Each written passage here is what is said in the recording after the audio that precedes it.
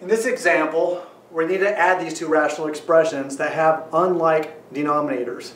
And to add them, we need to have them have like denominators. And the one denominator that we want to use is its lowest common denominator.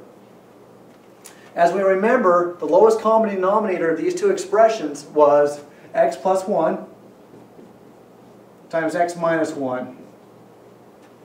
So I'm going to look at this first term, 3 over x plus 1, and I'm going to have to multiply it by a clever version of 1 so that my denominator looks like x plus 1, x minus 1. Well, I hope it appears to be apparent that it's just missing an x minus 1. And notice I'm putting parentheses around these, because this x minus 1 and x minus 1 and x plus 1 are all combined together as pretty much one term. So I want to protect them with the parentheses.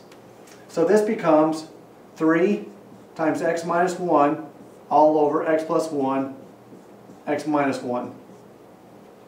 Alright, the second term over here was a 5 over an x minus 1.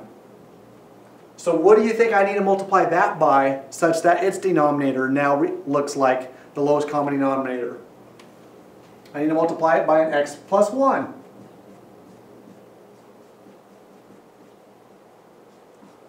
Or actually it's going to be an x plus 1 over an x plus 1. Because remember, I can multiply this expression by 1. 1's the only number that I can do that so that its value does not change. But I can choose any one that I want, any version of 1.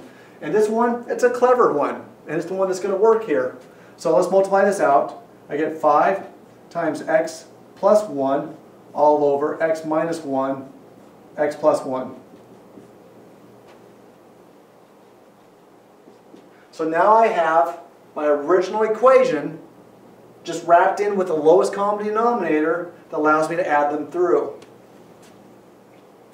I'm going to go ahead and multiply and clean it up a little bit. I have a 3x minus a 3 over x plus 1, x minus 1, plus a 5.